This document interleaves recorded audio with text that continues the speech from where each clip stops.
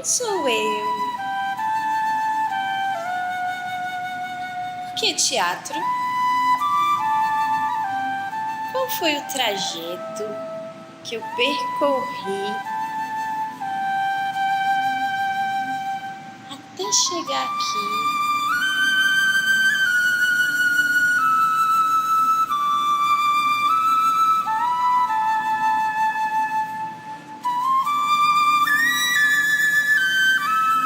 Parece um movimento espiralado? O que seria um movimento espiralado? Aonde apresento o espiral na minha vida?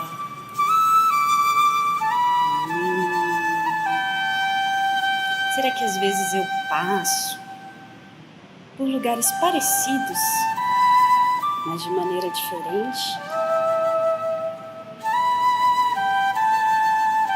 Então, quero saber aí, quem é você? Que movimento espiralado foi esse? O espaço está aberto. Vamos criar.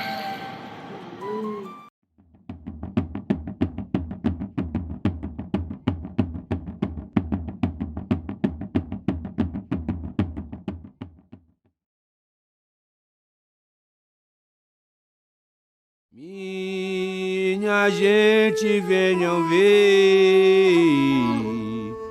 festa de encantaria. Minha gente, venham ver festa de encantaria. Venham ver meu mestre, rei dos mestres. Venham ver a estrela que nos guia. Venham ver meu mestre, rei dos mestres. Venham ver a estrela que nos guia. Oh, lá vem negra, lá vem Bahia. Oh, lá vem negra, lá vem Bahia, no rolo da Marizia.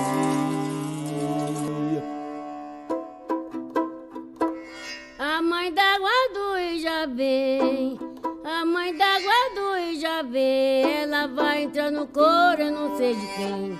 Ela vai entrar no coro, eu não sei de quem. Maria da Graça chegou no salão, Maria da Graça chegou no salão. E hoje, que graça vocês me dão.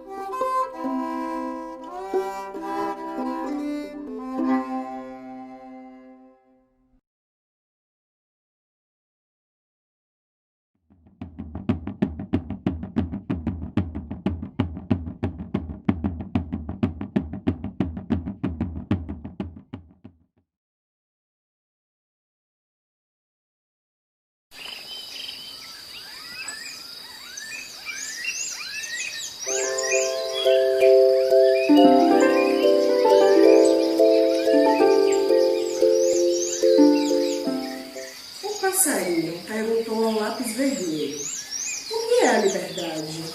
O lápis rodopiou, pulou, riscou fraquinho, depois bem forte, rápido, em curvas, retas, texturas. O passarinho não sabia rabiscar, mas mesmo assim agradeceu.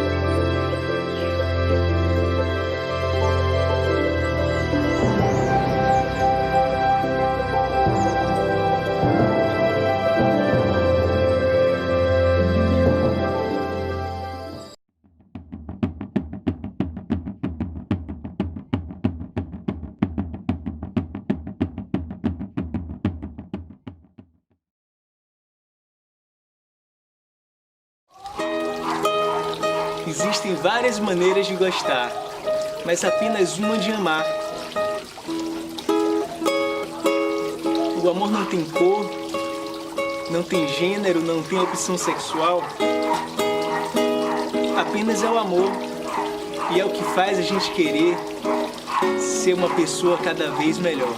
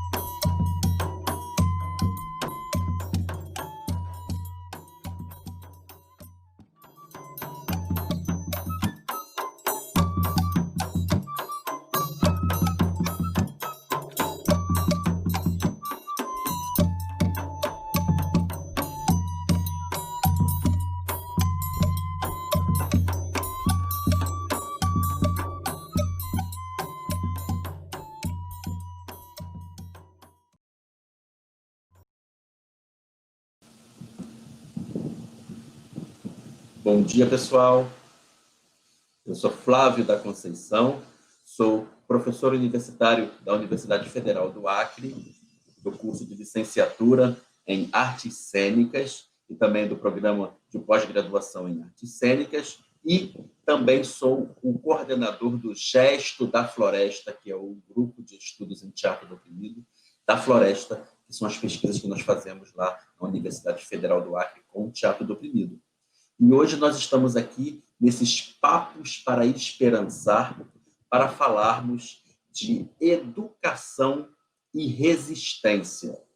Eu acho que esse nome, Papos para Esperançar, é importante porque são conversas que nos dão esperança de um mundo melhor. E a partir da resistência, das ações de resistência, é que nós conseguimos concretizar esse mundo melhor. E temos hoje 2 convidados e uma convidada para conversar com a gente sobre as suas formas de resistência e educação com o teatro do oprimido.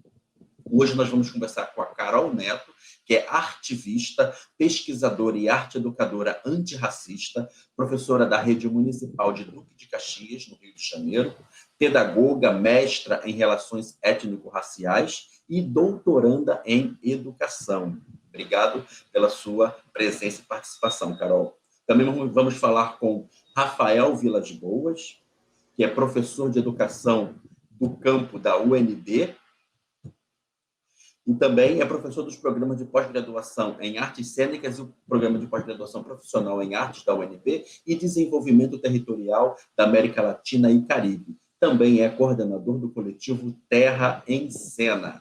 Muito obrigado, Rafael, pela sua participação nas nossas Gitou. E também vamos conversar com Alvin Cossa, que Alvin é ator, poeta e declamador de songa, fundador, coringa e coordenador geral do Centro de Teatro do Oprimido de Maputo, em Moçambique, presidente da AMOT, Associação Moçambicana de Teatro, e diretor-geral da RETEC, que é a Rede Moçambicana de Teatro Comunitário. Muito obrigado pela sua participação, pela sua presença aí do outro lado do Atlântico, Alvin. Então, a gente começa agora, com o Alvin Cossa falando sobre o seu trabalho em Moçambique, seu trabalho em Maputo e bom trabalho aí, boa palestra. Muito obrigado, professor Flávio. Bem-vindos a todos a este 8º Gitou, que é um espaço bastante importante para a troca de experiências, para a partilha de pesquisas, mas, sobretudo, para aprendizagem, para ensino-aprendizagem e um crescimento mútuo e equitativo. A minha apresentação de hoje tem como principal objetivo partilhar as contribuições trazidas pelos grupos de teatro do oprimido envolvidos em diferentes ações de mobilização e engajamento comunitário através da arte. Diante desta crescente serialização subjetiva e captura das práticas, das estéticas e desejos, faz-se cada vez mais necessário pensarmos na expansão inventiva do nosso território subjetivo como forma de resistência e criação. É diante deste contexto de captura que recorremos ao teatro do oprimido para pensarmos uma possível estética alternativa enquanto saída de autoafirmação que busca desconstruir a ideia do sujeito e subjetividade tradicionais enquanto é produzida uma outra configuração para os corpos e para a variedade subjetiva.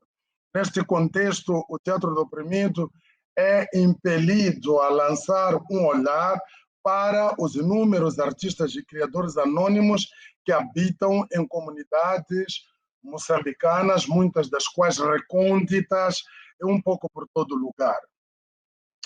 Professor Flávio, a minha apresentação vai buscar evidenciar a luta travada pelas comunidades contra a hierarquização da sociedade, que tende a impor cada vez mais a subalternização do pobre e do negro com relação ao rico e do branco, com a subalternização da mulher com relação ao homem, a subalternização de todos aqueles que não conseguem entrar com o mesmo poder, quer aquisitivo, quer poder argumentativo, nessa corrida que a vida nos leva. Vamos tentar ver o que é que está a acontecer para entendermos o que por séculos o sistema foi impondo, foi enquadrado às pessoas de forma social e reforçando as desigualdades.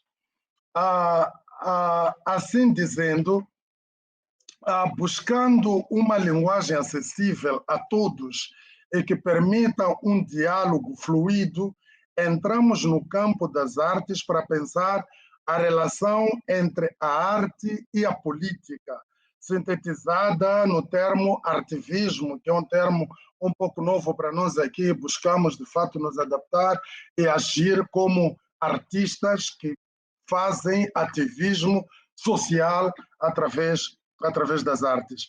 É neste território que pensaremos também uma possível estética do oprimido, tendo como foco de análise o trabalho dos grupos comunitários de teatro, o trabalho realizado nas comunidades e que é de grande importância, pois nele conseguimos vislumbrar uma arte a trazer à existência homens e mulheres cujas vidas, sonhos, ideias, pensamentos, experiências de vida eram simplesmente ignorados.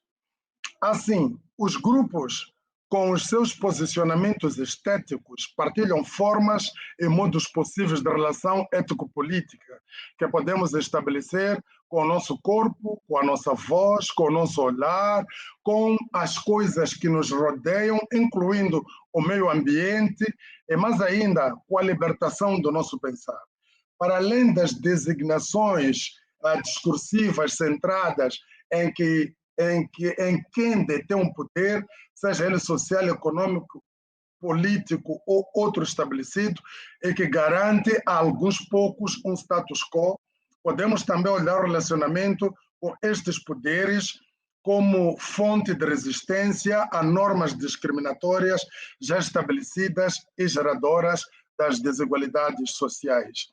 Esse novo posicionamento encontra-se neste hibridismo arte e ativismo, aqui denominado de artivismo, nesse contexto o artivismo embebido na estética do oprimido. Torna-se um potente conceito para pensarmos a relação da arte e da política dentro de uma perspectiva de arte ao serviço da transformação social. instrumento eficaz de captação, de processamento e divulgação de imagens que colocam as comunidades no centro da produção artística contemporânea. Em termos gerais, a ênfase na identidade e as estratégias biopolíticas de controle e docilização são artifício político naturalizados, sociais e subjetivamente, que operam de forma subtil ou até declarada no cerceamento e despotencialização de nossos territórios de existência.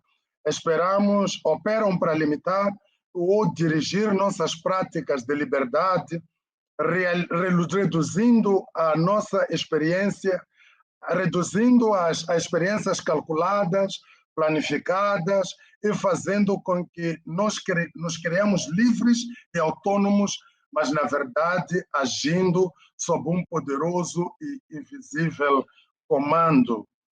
É diante deste panorama que se faz necessário instaurar uma subversão da identidade, uma reprodução do ser humano enquanto território de existência e inclusão de perspectivas de análise que procedam por uma política da diferença e trafeguem para a construção de uma igualdade e de consensos. As comunidades, como protagonistas desta luta, juntamente com outros movimentos sociais, podemos citar aqui o Movimento Nacional de Camponeses, podemos citar aqui a Associação Moçambicana das Pessoas portadoras de deficiência ou pessoas com deficiência, podemos também citar associações de pessoas vivendo com HIV/SIDA, que são grupos que são estigmatizados, excluídos, que são colocados à margem dos grandes processos de desenvolvimento. São esses grupos que, através da arte, têm já realizadas diversas intervenções estruturalistas enquanto crítica teórica e com um ativismo social imbuído de ações concretas, mobilizadoras e com visíveis resultados nos campos da governação, nos campos da prestação de serviços que devem ser de qualidade e acessíveis, serviços inclusivos a todos os cidadãos. A nossa abordagem a este tema, que tem a ver com a educação, com resistência, através do ativismo, nos leva a falar de um posicionamento crítico que não se limita ao jogo de oposições binárias e das disputas do saber e do poder. Mas queremos nos referir, sim, a uma crítica inventiva que incorpora a afirmação das diferenças enquanto multiplicidade possível, realizada por meio de um processo ativo, afirmativo, de inventar novas imagens, ressignificar as cores, as palavras, os sons e os pensamentos. Aqui, na realidade moçambicana, as cores foram roubadas do povo. Quando ostentas a cor vermelha, é imediatamente ligada a uma força política ou imediatamente ligada a uma operadora de telefonia móvel. Quando ostentas a cor azul, também é imediatamente ligada a uma força política ou ligada a uma... Então, as cores, os sons, as palavras, os gestos foram capturados, foram roubados, e através da arte queremos, primeiro, ressignificar e permitir que esses sons, esses gestos, essas vozes sejam aquilo que o povo, o cidadão, deseja efetivamente que sejam. A arte pensando a arte como forma de resistência e criação de novos lugares de luta, nós usamos o ativismo para pensar a produção de alguns grupos teatrais que saem do campo comunitário e navegam por fronteiras de governação real do país. Grupos que, através da mobilização artística, que através do engajamento, através do teatro, assumem espaço no pódio para debater políticas de governação, para debater estratégias de governação, também para ajudar os seres moçambicanos a olhar para os conceitos, para a complexidade do linguajar político e perceber o que se esconde por detrás desses atos. Temos aqui alguns exemplos breves que gostaríamos de partilhar. A CADEC, que é um grupo de teatro de jovens do bairro de Xamanculo, com a peça O Meu Bairro, a CADEC discute a governação do município de Maputo, que é o maior município do país, discute a coleta da taxa do lixo e o retorno pouco claro dado aos contribuintes em forma de prestação de serviço de recolha de lixo. O grupo questiona a transparência do processo, os valores colocados, os valores que são alocados por cada bairro. Através do teatro, discute-se uma ação que envolve, que aperta a milhares de moçambicanos residentes na capital do país. O grupo de teatro Bassani, lá do distrito de Namaacha, fronteira com Eswatini, antiga Suazilândia, eles, usando o teatro do oprimido, levam debate à problemática da salinização dos solos e a perca de terras. Há empresas que estão a operar na zona de Namaacha para a produção de banana, e o seu processo industrializado de produção acaba criando salinização dos solos e criando grandes dificuldades de subsistência dos camponeses que vivem à volta. Em Maracuene temos o grupo Nyuku Wamadzimi, o que traduzido seria Sordo Camponês. É um grupo que aborda ligados à qualidade dos serviços públicos prestados ao cidadão. O grupo faz uma incursão para o mau atendimento hospitalar, para a qualidade dos serviços de saúde prestados aos utentes e questiona a falta de medicamentos, a falta do pessoal de saúde, a falta de leitos hospitalares. É o teatro do oprimido a ser usado como forma de intervenção profunda do cidadão para resistir, para questionar, mas, sobretudo, para tomar parte no processo de governação do país. O Centro Teatro do Oprimido, o CTO Maputo, produziu a peça Temos Contrato. Como sabemos, Moçambique está neste momento a viver um boom da exploração de recursos minerais. Estamos a falar do carvão mineral, do gás, do petróleo, de areias pesadas, do grafite, do mármore, de pedras preciosas, do ouro. Esse processo de exploração obriga, às vezes sem conta, a mobilização de comunidades inteiras a criar-se reassentamentos. Esse processo de reassentamento, de transferir camponeses do local onde sempre viveu, onde tem as suas árvores, onde tem as campas dos seus ancestrais, há uma relação muito profunda para a cultura moçambicana com a árvore, com as campas, com o local onde estão enterrados os nossos pais, os nossos avós. O processo de reassentamento, não dando valor a todo esse patrimônio social, antropológico, cultural, cria grandes problemas às pessoas que vivem nas zonas de exploração mineira. E o Temos Contrato aborda essa questão, aborda também o secretismo que está à volta dos contratos de exploração mineira, aborda também os desafios que o governo tem de aplicar os recursos captados nesses processos para o bem das comunidades. Mesmo a terminar, diria que o artivismo possui como foco a desconstrução identitária, tendo no próprio indivíduo a experiência do pessoal, a experiência pessoal, a experiência do oprimido, o seu ponto de partida. O teatro do oprimido possibilita que a plateia visualize e sinta a dor dos oprimidos, abrindo-lhe espaço não somente para se solidarizar à distância, mas para juntar-se a ele, avançar para ações concretas e buscar alternativas que valorizem a vida como um todo. Não poderia terminar sem antes manifestar minha gratidão a parceiros que apoiam o trabalho do Centro Teatro do Oprimido, a ActionAid de Moçambique, a SIC Batam, a Agência Andaluza de Cooperação Internacional e Desenvolvimento, a GAIN, Global Alliance for Improved Nutrition, a Oxfam, a Fundação Elizabeth Glaser, o Centro Teatro do Oprimido do Rio de Janeiro, nossa escola, nosso berço, a SADEX NGO e, em especial, a Joint. Essa era a partilha que gostava, neste primeiro momento, de trazer, e vamos seguir em debate neste bloco Educação e Resistências. Obrigado, Alvin. Os oprimidos, eles são roubados mesmo, né? As imagens, as palavras, os sons, a fala do oprimido é roubada, as terras do oprimido são roubadas e até a espiritualidade dos oprimidos são roubadas. É muito bonito esse trabalho que vocês fazem e realmente é um papo para nos dar a esperança de que é possível a gente realmente mudar a realidade. Muito obrigado. No final da nossa live, a gente vai ter um debate com o Alvin e com todos os nossos participantes. Obrigado. Agora, a gente vai falar com a Carol Neto, que vai falar sobre a sua experiência também nesse artivismo. Né, Carol? Obrigado aí pela sua... Você.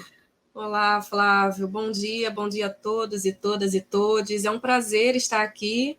Me sinto honrada pelo convite, estou muito feliz. E é isso, né?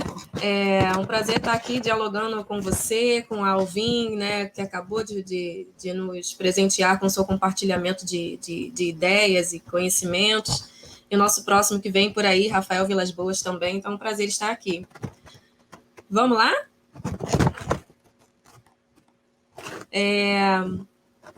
Então, já me apresentando, né? Acho que Flávio já me apresentou um pouquinho no começo. Eu sou Carolina Neto, falo aqui desde Duque de Caxias, que é uma cidade na periferia do Rio de Janeiro, né? Fica na Baixada Fluminense. Então, é desde esse lugar que eu falo, nascida e criada nessa cidade, e hoje professora na rede pública dessa cidade. E aí eu venho compartilhar com vocês um pouco dessa minha trajetória na educação dessa cidade e também no Teatro do Oprimido e das Oprimidas. Então, eu trago as narrativas dessas meninas negras que me acompanharam aí durante um processo de pesquisa. Pode passar, por favor, para o próximo. Antes de iniciar, né, de falar sobre esse processo de pesquisa na escola, na educação, eu preciso falar de onde eu venho, né, de onde eu parto. Eu parto de grupos, de coletivos negros que me transformam, e eu me encontro com esses grupos no Teatro do Oprimido. Né? Então, eu devo muito a minha transformação ao grupo de teatro do oprimido Cor do Brasil, que é esse que vocês veem agora na tela, né? O coletivo Madalena Anastácia, que é a próxima imagem, pode passar, por favor. Que também é um coletivo que eu acompanho desde 2015, 16, né? 2015 eu me encontro com o Cor do Brasil, 2016 com o coletivo Madalena Anastácia. E nesse processo, nesse encontro, eu me reencontro com a minha negritude, com uma negritude positiva, um processo de transformação que me transforma enquanto mulher negra, enquanto filha, enquanto amiga, enquanto cidadã e também enquanto profissional, professora, né, profissional da educação. Para além desses dois coletivos que eu me encontro dentro do CTO Rio, dentro do universo do Teatro do Oprimido, tem também um coletivo que nasce desse encontro, né, em uma intersecção, que é o coletivo Se Anda de Cinema Negro. Próxima imagem, por favor. Então, a gente se encontra entre os atores e atrizes que estão aí pesquisando o teatro do oprimido, então, pessoas que estão na academia, né, pesquisando as relações raciais no Brasil, pessoas que já estão pensando o cinema, negros e negras ali no Rio de Janeiro, mas também temos pessoas ali de Salvador e do interior da Bahia também integrando esse coletivo. E são esses três grupos que eu me encontro, né? E aí eu não posso esquecer de lembrar da Nilma Lino Gomes, né? Que em Movimento Negro Educador, ela diz que esses movimentos, eles nos reeducam, né? E isso acontece comigo e eu vou repensar o meu fazer na educação. Pode passar, por favor, para o próximo. Então, eu vou retornar para a academia após esse encontro com os coletivos negros, né? Depois de 11 anos aí afastada da academia, dos estudos, da pesquisa, do repensar a educação, eu retorno, né? Eu retorno pensando uma educação antirracista, né? Como se dá os processos do racismo dentro da educação. E aí eu vou me embasar, prática e teoricamente, no Teatro do Oprimido, né, de Augusto Boal, mas também no Teatro Experimental do Negro, de Abdias do Nascimento, e nas pedagogias de Paulo Freire, né, a pedagogia do oprimido, da autonomia, da liberdade, da indignação e da esperança. Né? Esse encontro, né, esse tripé teórico, me leva do Teatro do Oprimido ao Teatro das Oprimidas, que é a nossa próxima imagem. Pode passar, por favor? que é o Teatro das Oprimidas de Bárbara Santos, né? E aí eu me encontro com Bárbara Santos, e é um prazer viver nesse mesmo tempo histórico de Bárbara, poder trabalhar com ela, conviver com ela e ser formada por ela, né? E a Bárbara, ela funda a Rede Madalena Internacional do Teatro das Oprimidas, e a metodologia do Teatro das Oprimidas, que vem sendo desenvolvida por ela aí com os outros grupos, né, de Teatro das Oprimidas e coletivos, de onde o Coletivo Madalena Anastácia faz parte também. E aí ela também me embasa teoricamente, eu trago aqui imagens dos seus livros, né, que me embasa teoricamente e na prática também. E eu entro na academia, pode passar para a próxima imagem, por favor. No processo de mestrado, aí eu entro com muitas inquietações dentro do meu campo, na escola, eu já vinha ali, né, eu estou há 13 anos na educação pública, né, então eu tinha mais ou menos 11 nesse momento, quando eu entro no mestrado em 2016, 11, 10 anos, né? E aí as inquietações são os tratamentos que as crianças têm entre si, né? E eu não posso deixar de dizer que são crianças em grande maioria negras, porque, né, estamos em Duque de Caxias, uma cidade de periferia, interior, né? Baixada Fluminense, e a população é em sua maioria negra, vocês vão ver um pouco adiante com esses dados. Então as crianças se tratam nesse sentido, né? Eu trago uma nuvem de palavras aí. Gatão, essa foi uma indagação, uma pergunta que um aluno me traz, no sentido de que eu chamo ele de gatão, né? Gatão no sentido de gato, bonito. Como eu atendia muitas turmas nesse momento, eu era uma dinamizadora de ensino de informática, né, das redes de tecnologia. E aí eu atendia todas as turmas de um turno inteiro, eram muitas crianças, eu não conseguia gravar o nome de todas, então era gatão para cá, minha linda para lá, gatona para lá. E aí quando eu chamo esse adolescente, né, pré-adolescente, um menino negro, gatão, vem cá, entra na sala, e ele vira para mim e pergunta, gatão? Eu? Você tá falando comigo? Tem certeza, tia? Todos me chamam de tia, né, não chamam de professora. E aí eu falo, sim, você. Tem certeza, gatão? Eu sou feio pra caramba. Então, aquilo, eu não tive respostas, né, para ele naquele momento, e aquilo mexeu muito comigo. Pensei, nossa, mas quem fez esse menino acreditar que ele é feio pra caramba, né? Então, são esses tratamentos que as crianças vão utilizando, né? Cabelo ruim, piolenta, cabelo duro, pão careca, né? Que é um termo utilizado para meninas que têm cabelo curto. Enfim, e tantos outros, né? É até difícil de dizer, que machuca. E aí eu entro com umas hipóteses, né, para fazer essa pesquisa. A minha hipótese seria o racismo estrutural, né, que está aí perpassando a base da nossa sociedade, então todas as relações, e eu tinha também a hipótese de que a escola era o local onde as crianças negras tinham o primeiro contato com o racismo. Pode passar, por favor. Então, eu entro em campo, né, e eu chamo aí, eu faço uma analogia com futebol, em campo, jogo teatral como metodologia, e eu proponho uma pesquisação, que aí, segundo Michel Tiolan, é uma proposta de ação de intervenção, né, num espaço, né, em busca de transformação da situação daquele espaço, né, e aí onde pesquisador e participantes estão trabalhando em cooperação. Então, eu faço uma chamada para um grupo de meninas, né, do 5º ano de escolaridade, então eram mais ou menos 24 meninas ao todo, então uma proposta de laboratório teatral, uma vez por semana, e isso durou 9 meses, e fora do horário escolar, então não era obrigatório participar.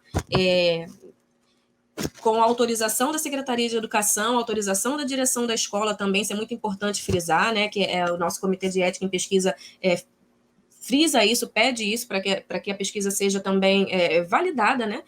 E o mais importante, a autorização dos responsáveis dessas alunas. Mas aí, dentro da pesquisação, eu começo a entrar em contato também com a pesquisa ativista da Rada de Souza, da Rosane Lemos e da Aline Vilaça. E aí a Vilaça vai dizer o seguinte, né, que a pesquisa ativista ela não busca ideais de neutralidade.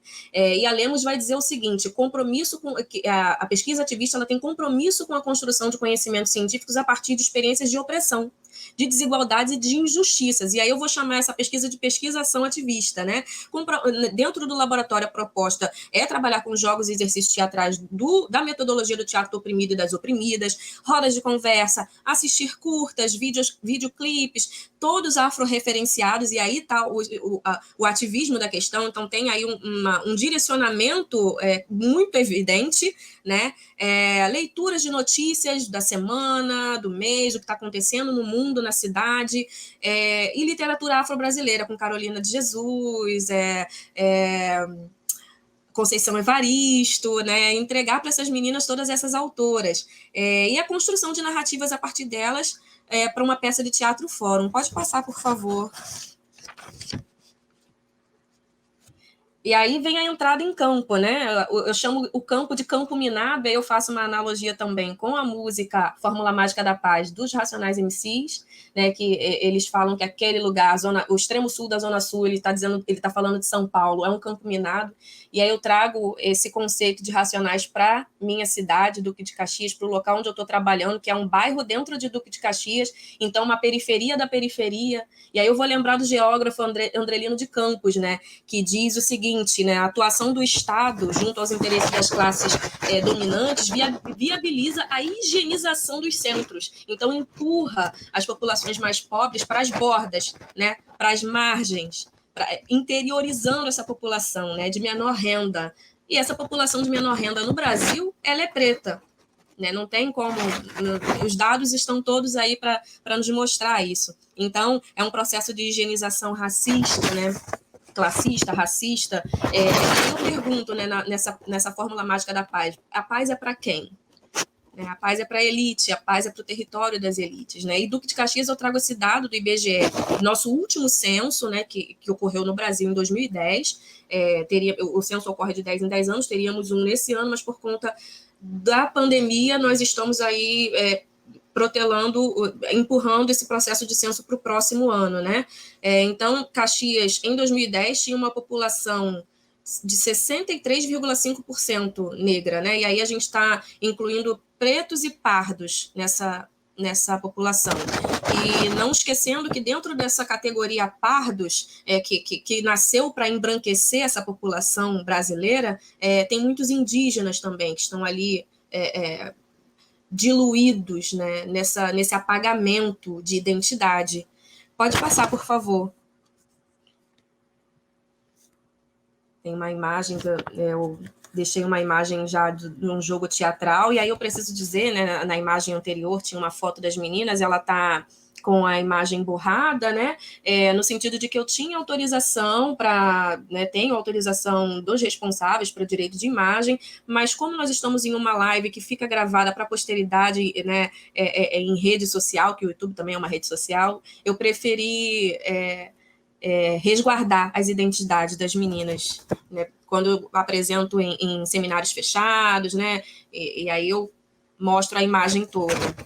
Pode passar, por favor.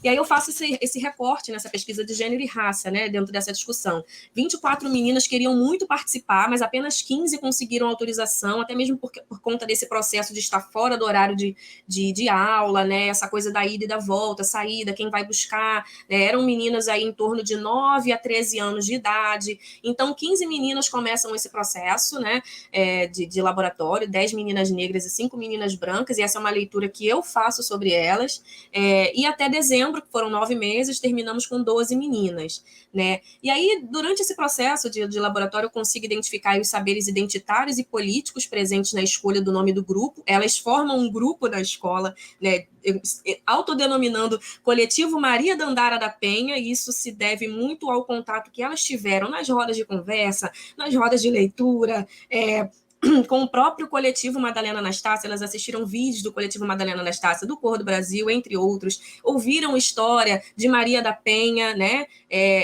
com relação à luta contra a violência, né, contra a mulher, ouviram a história de Dandara enquanto uma mulher guerreira, né, heroína brasileira, né, e deram um nome para a peça que elas criaram. Respeito é bom, preconceito não. Esse foi o nome que elas deram para a peça. E esses saberes identitários e políticos e os estético-corpóreos, né, são aí baseados nos conceitos de Nilma Lino Gomes. E aí, eu também identifico, eu recorto esse caso, que é um caso muito específico, que é a Catarse de Tatiane. A Catarse de Tatiane é um ensaio para a vida, como diz Boal, né? E aí eu trago mais um dado aqui também, que foram 21 encontros, né? E quatro apresentações, totalizando 25 encontros, né? Ao longo desses 9 meses, né? Um encontro por semana, ensaios, tudo acontecendo. Pode passar, por favor.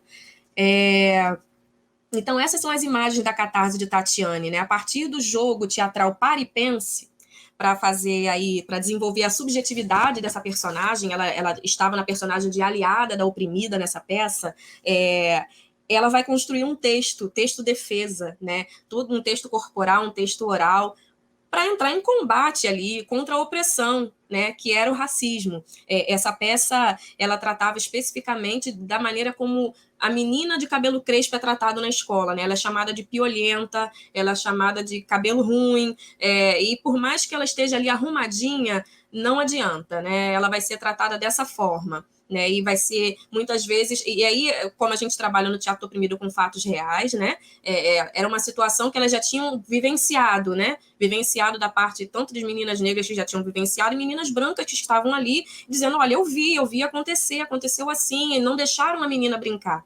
Então, Tatiane tem um ensaio catártico, né? E aí as posições dedo em riste, dando uma lição de moral, você não pode fazer isso porque isso é racismo, e foi muito bacana ver esse processo. Pode passar, por favor. A Catarse de Tatiane é um nome fictício, né? Tatiane, eu continuo em contato com ela até hoje ela é uma adolescente já indo para a juventude, e é muito bacana, eu tenho contato com ela via redes sociais, é muito bacana perceber a jovem que ela vem se tornando, né? A partir desse processo também, né? Eu entro em contato com ela comigo, ela compartilha comigo as suas indignações com relação a alguns processos de opressão que ela vivencia, e alguns muito simples, muito sutis, né? Imperceptíveis aos olhos da sociedade, e ela entra em contato comigo pedindo orientação, falando, né? Isso é muito bacana. Então, o que acontece? Educação antirracista, vamos lá. E aí as narrativas do campo, né? Esse campo, o que as rodas de conversa me trazem, né? O que essas meninas me falam, né? As rodas de conversa me trazem temas como violência contra a mulher, a violência doméstica, as relações abusivas, tanto em casa como nos diferentes espaços da comunidade, entre os poderes que estão ali naquela comunidade, e inclusive as relações abusivas dentro da escola, né? Com processos de bullying, e aí elas vão identificar o que é bullying, o que é racismo, o que é o bullying racista, né? E o silêncio dos adultos, elas apresentam isso para mim, isso é muito impactante, porque eu, no papel de professora, eu também estou ali me autoanalisando, estou me vendo, né? Elas reproduzem uma sala de aula com uma situação crítica de racismo, e a professora ela não vê, ou ela, enfim, né? Eu trago algumas narrativas, né? Cabelo duro e piolenta, e uma menina branca diz isso, e ela ia sempre bonitinha para a escola, sempre arrumadinha, né? Quer dizer, não adiantava. E outra narrativa, o bicho é feio, muito preto, muito preto, muito preto. E aí, nessa situação, nessas duas frases seguintes, né? O bicho é feio e ela era muito bonita. Aí a menina estava dizendo especificamente de uma relação, né, de familiares, enfim, né, uma mulher branca e um homem negro, né, e aí ela era muito bonita, tia, ela tinha os olhos verdes, branquinha, cabelo cacheado assim, castanho, grandão. E o caso de Joana, é bullying ou racismo, né, esse caso foi muito emblemático, porque elas trazem o caso para a roda de conversa e a gente vai debater. Então, Joana é uma menina africana, e aí eu preciso dizer que a escola em que essa pesquisa acontece é uma escola que recebe muitos imigrantes africanos, né, congoleses, angolanos, tem uma comunidade nesse bairro muito grande de africanos e angolanos, e aí a escola tem vários alunos, né, africanos, e essa aluna ela estava sofrendo racismo, né? As crianças não queriam brincar com ela, racismo somado à xenofobia. Não queriam brincar com ela, no recreio ela ficava ali sozinha, quietinha, os meninos implicavam, chamavam ela de todos os nomes possíveis, racistas, e aí a gente chega a essa pergunta, mas e aí, isso é o quê? É bullying ou racismo? E todas elas categoricamente gritam racismo, né? Mas ao mesmo tempo em que elas próprias analisam, né? Que a professora, de que maneira, vamos falar com a professora, fala com a professora, e aí, como é que ela age? Bom, o menino está falando assim com ela porque ele tem inveja. Essa o tratamento que a professora dá, né? Ela tem inveja, ele tem inveja, é porque a menina tem notas maravilhosas, ela tem um desenvolvimento pedagógico perfeito, 100%, né? Então, não se deixe atingir. Pode passar. E aí, esse é o silêncio, né, dos adultos nesse processo de bullying racista dentro da escola mesmo, né? Não é só não tocar no assunto, deixa para lá. E aí a gente não ataca diretamente o problema. Então, quando essas meninas fazem a sua peça, a gente vai dialogar com a comunidade escolar, né? Com o Teatro Fórum. Tá fechado, Flávio. Carol, vamos começando a encaminhar para a finalização? Sim, já estamos chegando. E aí, no Teatro Fórum, a gente vai perguntar para as crianças o que acontece, né? E aí a gente vai perceber que eles vão responder: é racismo, é bullying, é discriminação, né? Como é que se resolve? E alguns vão decidir que se resolve por violência, né? Dá porrada nele. Não, chama diretor, a diretora, chama a mãe, chama o pai, chama o conselho tutelar, né? E aí é importante também apontar o perigo, né, das crianças dizerem sobre o conselho tutelar, né, que é uma instituição que é criada para garantir aí os direitos e a segurança de crianças e adolescentes, mas é entendida erroneamente, inclusive por adultos, né? Muitas pessoas acreditam que o conselho tutelar vai corrigir crianças rebeldes. E aí no fórum a gente tem o Fórum por Identidade, com a argumentação pela ironia, né? E aí eu vou trazer Bárbara Santos nesse embasamento no fórum, né? Que todos participam do fórum entrando desde o seu lugar social, né? E Fórum por Analogia, onde meninos entram em cena para dizer isso é crime, né? E o Fórum por Solidariedade, onde meninas brancas entram e perguntam: professora, faz alguma coisa? Perguntam não, né? Dizem, né, categoricamente. E o riso também diante da opressão, né? A gente percebe que enquanto as cenas de opressão estão ocorrendo, muitas crianças negras estão rindo. E aí essa análise eu trago até o Dagoberto José da Fonseca, né, que faz uma pesquisa sobre piada e o racismo brasileiro. Pode passar, por favor. Já estou chegando ao fim. E aí esse processo de resistência é o seguinte, né?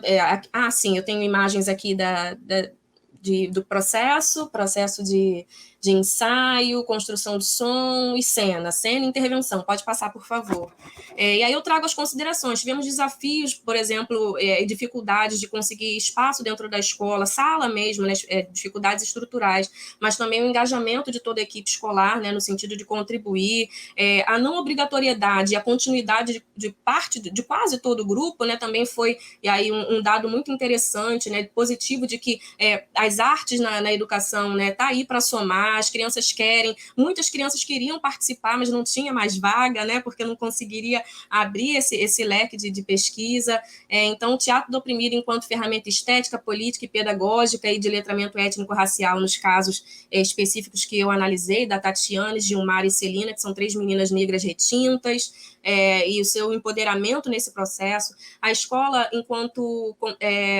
onde o contato com o racismo se intensifica e não como primeiro contato, e isso a Isildinha Batista Nogueira vai me dizer, né, que o racismo vem desde a concepção, né, quando a gente pensa no bebê, né, no bebê que vai nascer, que é um bebê branco que a gente idealiza, o racismo presente desde a educação infantil e o silêncio na escola, como foi bem dito anteriormente sobre o silêncio dos adultos, e a necessidade da formação continuada de professores. Aí eu termino essa pesquisa com essa necessidade de analisar a formação de professores, tanto na universidade quanto a formação continuada também, né? E a aplicação de uma pedagogia antirracista, decolonial, engajada e holística, né? Da educação básica à pós-graduação, que a Bell Hooks vem nos trazer.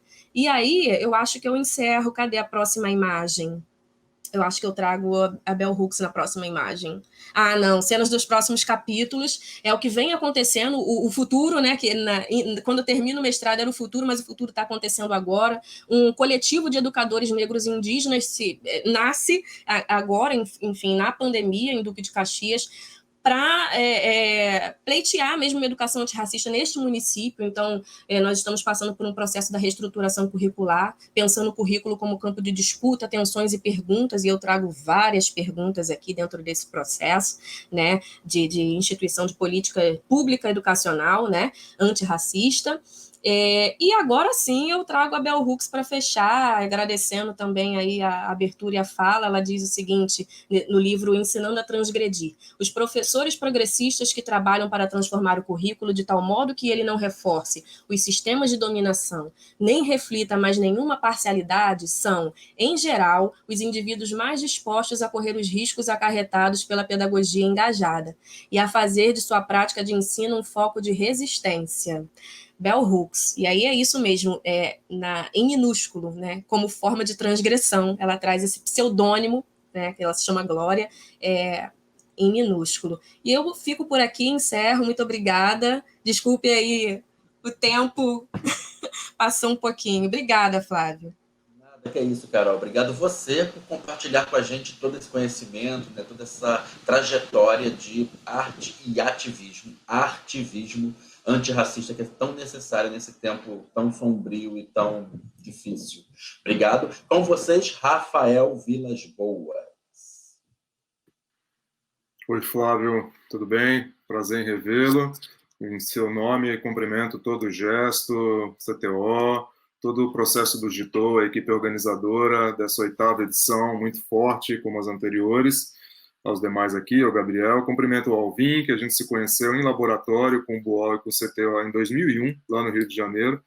E também a Carolina, a professora Carolina, que com a sua descrição, sua análise da experiência, vai mostrando o potencial que existe do teatro do oprimido em processos de formação e organização social que estão, muitas vezes, para além do que as diretrizes, os planos curriculares, as formas de educação regular dão conta. E é sobre isso, Flávio, que eu queria falar, mas antes queria me solidarizar às vítimas, às famílias que têm vítimas de Covid. A cada dia a gente recebe mais notícias, um momento de exceção da história mundial e do Brasil que a gente está passando. Por isso, momentos como esses que o GITO promove virtualmente também nos dão muita força e esperança de saber que a gente pode ter condições de superar esses processos trágicos, né?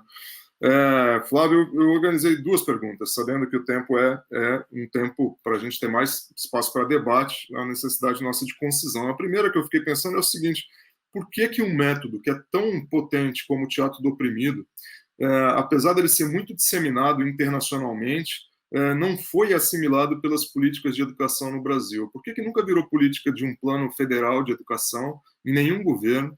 Por que nenhum governo estadual encampou isso sistematicamente, a não ser pequenas exceções, como o BUOL e os CELS ali no governo, acho que, enfim, Brizola e Darcy tiveram, acho que você participou, o Licultura seguramente participou e outros. Mas por que isso não se tornou um mecanismo regular, uma forma de educação assimilada pelo sistema educacional?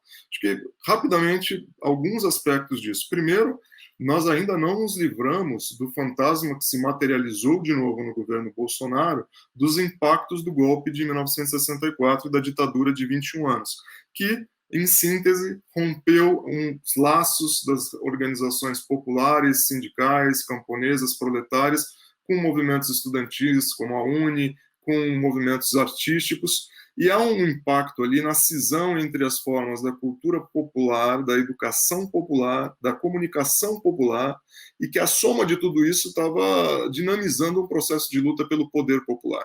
Foi necessário 21 anos de um processo de expurgo da memória para retirar essas experiências da pauta do dia. Prender pessoas, matar pessoas, torturar pessoas e proibir, vetar do debate público uma série de temas, né? Bom, essa dissociação da educação e da cultura muitas vezes fez com que o mundo da cultura fosse sendo arrastado para o mundo do espetáculo e não para processos territoriais, comunitários e formas de educação popular que são combativas e organizativas, né? O teatro do oprimido, ele muitas vezes vive essas tensões. Para sobreviver, muitas vezes, ele tem que se organizar no ambiente da forma espetáculo, com sessões teatrais. O fórum, muitas vezes, corre o risco de se tornar uma dinâmica mais lúdica, e não há nenhum problema em ser lúdico, mas, às vezes, mais lúdico do que um processo formativo permanente de educação popular, em que haja debate, não apenas a expectativa pela melhor intervenção no teatro fórum, enfim. Também um outro aspecto que é decorrente desse, Flávio e demais colegas aqui que estão assistindo, a forma das escolas e a maneira como as escolas limitaram o trabalho artístico. Eu sou professor da Universidade de Brasília, eu formo professores que atuam em escolas do campo, escolas quilombolas, trabalho numa licenciatura, mas também na pós-graduação em artes cênicas e no mestrado profissional em artes, e vejo a maneira como professores de artes sofrem por fronteiras que encontram, seja pelos limites mercantis impostos à forma escolar, seja pela imposição do conteudismo, seja pela expectativa de que a arte desenvolva vocações individuais e seja menos um processo de formação estética dos sentidos, que tenha um vínculo com processos coletivos e comunitários, né? Então, bom, digo isso porque é necessário a gente reconhecer os limites da forma escolar, também para pensar de que maneira a educação, o teatro do oprimido, podem atuar de maneira a projetar a resistência, né? Então, essa é a segunda questão, essa eu vou me deter um pouco mais, que é como e quando o teatro do oprimido pode se configurar como resistência no processo educacional. Primeira questão, evidentemente, a gente não pode reduzir o termo educação ao espaço interno, à sala de aula institucional. Mas também devemos disputar esse espaço. A gente deve compreender que existem muitos espaços no ambiente comunitário, sindical, político, partidário, de movimentos sociais que deveriam ser espaços de formação. Alguns movimentos no Brasil, sobretudo o Movimento dos Trabalhadores Rurais Sem Terra, que fez a parceria com Augusto Boal, com o CTO, conseguiu criar, dentro da sua estratégia organizativa, um espaço bastante seguro para a cultura como forma de educação, cultura como forma de formação, como forma de intervenção política, a cultura como praxis da luta, né? Mas isso ainda é uma exceção. Outros movimentos, como o movimento de pequenos agricultores, movimento de atingidos por barragem, movimento pela soberania popular na mineração, então, o MPA, o MAB e o MAN começam a fazer isso com maior força, o Levante Popular da Juventude, muitos movimentos comunitários, regionais, locais, movimentos negros, movimentos de hip-hop. Há um processo em crescimento que nos dá exatamente o tema da mesa, esperança. Mas, então, eu ponderei aqui alguns aspectos que são o que é que a gente precisa superar, quais são para a gente reconhecer os entraves e poder superá-los, a gente tem que esquematizá-los também, para que eles sejam visíveis. Porque quando a gente não reconhece o problema, ele nos afeta de uma maneira mais patológica, porque a gente se sente impotente diante das possibilidades de enfrentamento, muitas vezes entra num estágio melancólico, depressivo e paralisante, porque é uma sensação de derrota, que não necessariamente é real diante das condições objetivas de luta. Nesse aspecto, primeiro, é necessário que a gente entenda que a maneira como o teatro pode contribuir nos processos, e sobretudo os métodos organizados na poética do teatro do oprimido, eles evidentemente superam, eles vão além dessa ideia de que a procura pelo teatro é uma procura para quem quer desenvolver vocações individuais. É óbvio que você vai desenvolver muitos aspectos das habilidades individuais, das formas de comunicação, da expressão corporal, mas para muito além disso, o teatro vai permitir uma compreensão crítica da configuração da realidade, das correlações de forças que determinam o real. O teatro vai permitir que, a partir dessa compreensão, a gente consiga incidir sobre o real também. É necessário, para quem atua em escola como eu, em universidades, ter claro que nós precisamos superar as fronteiras do currículo. Vejam, às vezes o currículo é muito bom, e a gente nem chega a executá-lo diretamente, como a Lei 10.639 e a questão do estudo da história afrodescendente, da memória negra, da presença da resistência negra no Brasil. Às vezes, nem isso as escolas dão conta de fazer, mas às vezes o currículo é utilizado para que nós não consigamos nos vincular com a experiência das pessoas. Às vezes as pessoas estão sofrendo por violências patriarcais, violências raciais, violências de múltiplas formas, e a gente ali preocupado em cumprir o currículo não consegue estabelecer um canal direto, e aí o teatro do oprimido é extraordinário. Quem trabalha com ele sabe, todos nós, o Flávio é professor lá no Acre, eu aqui em Brasília, a gente sabe que o trabalho com o teatro nos conecta com as pessoas e, por meio das pessoas, com a experiência de coletivos, de comunidades, de territórios. E essa potência de conexão é uma potência de ativação de um circuito de produção e circulação. Então, é muito importante que a gente consiga organizar redes É fantástico a gente pensar que a cada oficina, que elas não sejam efêmeras e episódicas, mas que elas sejam processuais, organizativas e coloquem coletivos e territórios em contato, e a experiência de cada coletivo e território, de bairro, de movimentos do campo e da cidade, possam se reconhecer problemas comuns e reconhecer que há a possibilidade de estabelecer uma plataforma de luta coletiva, um grande movimento que possa nos unir e a todas as forças sociais que fazem parte da sociedade. Escolas, universidades, movimentos comunitários de bairro, sindicatos de diversos níveis, partidos que estão muito hegemonizados pelo marketing, pela hegemonia de uma forma mercantil de discutir política, que trata, em geral, os eleitores como crianças, como analfabetos políticos, e nós precisamos superar essa perspectiva. O teatro do oprimido, eu não tenho dúvida, que pelas suas várias formas, teatro-imagem, teatro-jornal, veja, o teatro-jornal, por exemplo, o Alvin deu vários exemplos em Moçambique, eu vou dar um do Uruguai. Na época do rebaixamento da maioridade penal, foi feita uma grande campanha contra o rebaixamento para 16 anos, e um dos principais instrumentos da campanha foi um grupo de teatro chamado GTO, Grupo de Teatro do Oprimido de Montevidéu, que infelizmente hoje não mais existe, que percorreu quase todas as cidades do Uruguai, fazendo uma peça de teatro-jornal para combater essa lógica reacionária, conservadora e fascista que quer jogar, imputar às vítimas a culpa por um processo sistêmico de desigualdade de distribuição de renda e suas consequências. Então, o teatro-jornal cumpriu um papel fundamental. Nós ainda temos como, no âmbito local, criticar as formas da indústria cultural, como o real é transformado em mercadoria sob a forma notícia. O teatro-jornal é potente para isso.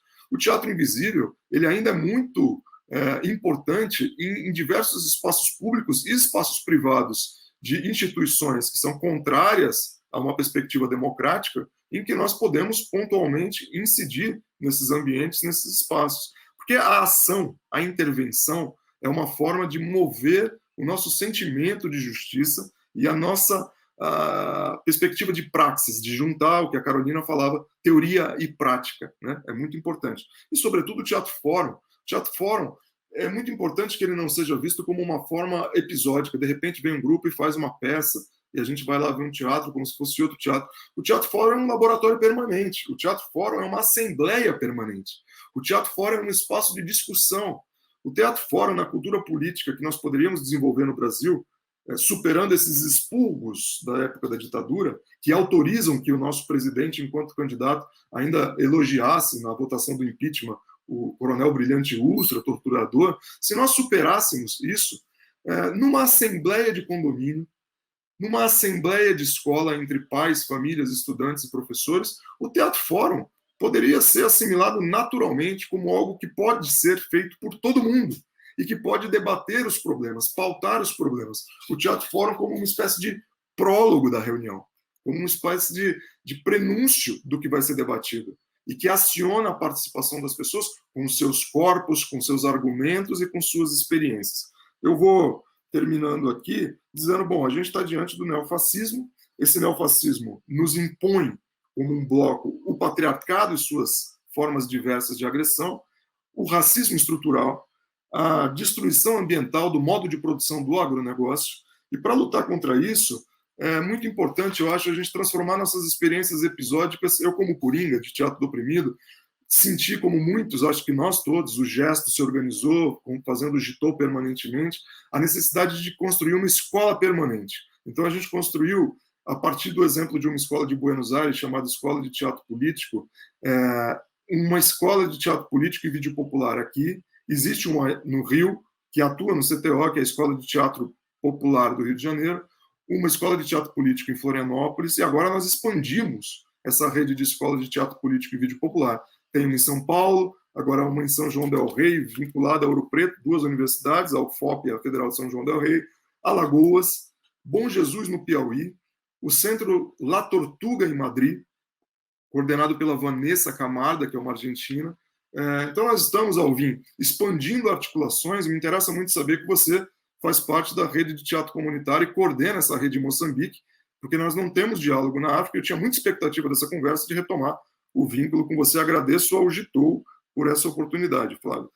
Essas redes, elas articulam, por fim, escolas, comunidades, sindicatos, movimentos sociais, deveriam articular partidos, mas ainda estão tão presos ao marketing, presos à eleição como único instrumento, que é realmente difícil, mas é uma necessidade, e universidades várias. Nós que estamos nesse processo de expansão de universidades públicas, João Flávio, a gente está ali na faixa dos 40 e poucos anos, isso era raro no Brasil, isso só aconteceu porque teve uma expansão da universidade. É um compromisso nosso buscar o vínculo das universidades com as comunidades e com os territórios e criar processos permanentes, não apenas para os indivíduos que entrarem nos nossos cursos, mas vínculos de contato por meio da extensão, da pesquisa, o que for, com os processos coletivos em que esses indivíduos, no caso da educação do campo, eles acionam o processo de formação de grupos de teatro no território Calunga, que é um quilombo aqui em Goiás, nos assentamentos do Movimento Sem Terra e de outros movimentos, para que a gente possa fortalecer essa rede.